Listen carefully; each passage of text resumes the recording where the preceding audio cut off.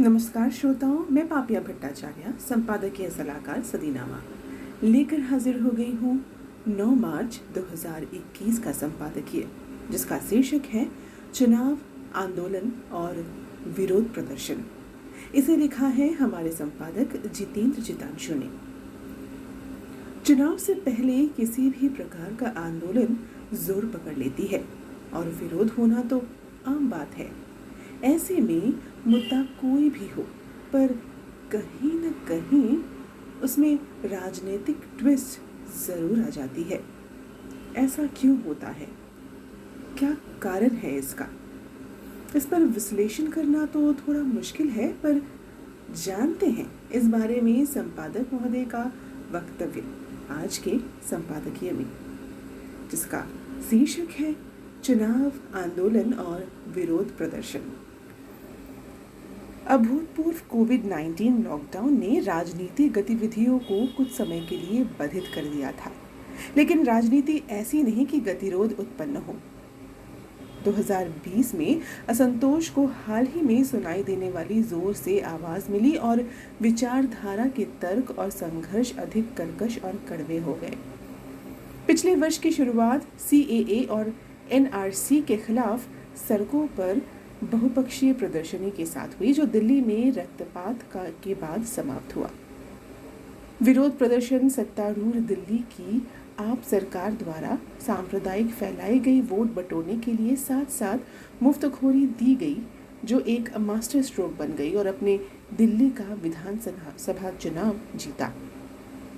केंद्र सरकार के बारे में दंगों का बहुत बड़ा प्रभाव पड़ा, जिसने 2019 के आम चुनावों में बहुमत पाकर सत्ता में अपना स्थान बरकरार रखा।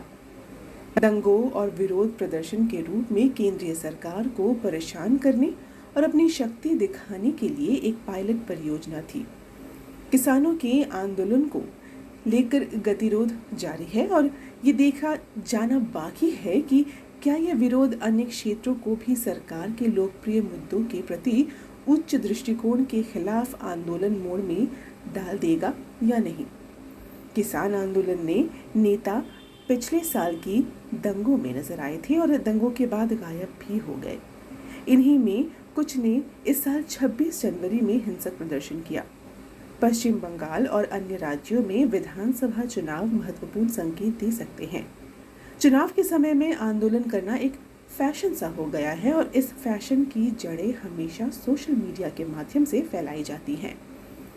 इंस्टाग्राम इसका प्रमुख स्रोत पाया गया है।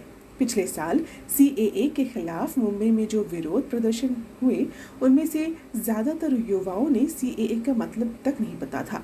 उनका कहना था कि उन्हें इंस्टाग्राम पे अपने दोस्तों को देखा देखी पहुंच गए धरना देने।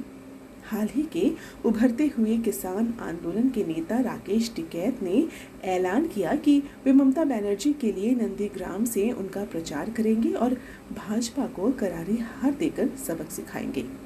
कुछ दिन पहले ही योगेंद्र यादव ने खुलकर सामने बोला था, किसान आंदोलन राजनीतिक है। बंगाल में किसानों के बहुत छोटे छोटे गुट हैं, जिन्हें किसान आंदोलन से कोई मतलब नहीं है, इसलिए इस आंदोलन का बंगाल में कोई प्रभाव नहीं दिखा। लेकिन टिकैत अपनी खोई हुई राजनीतिक पराकाष्ठा पूरी करने बंगाल में आकर भाजपा को सबक सिखाना चाहते हैं।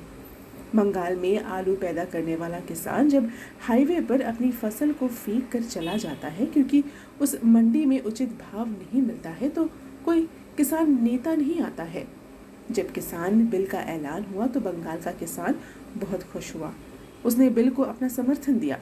अब देश जब भी चुनाव आएंगे तो उसके साथ गतिरोध और आंदोलन की राजनीति भी साथ आएगी। आमीन। तो ये था दोस्तों 9 मार्च 2021 का संपादकीय चुनाव, आंदोलन और विरोध प्रदर्शन। इसे लिखा है हमारे संपादक जितेंद्र जितांशु ने। कल एक और नए संपादकीय के साथ हम वापस लौटेंगे। तब तक के लिए नमस्कार।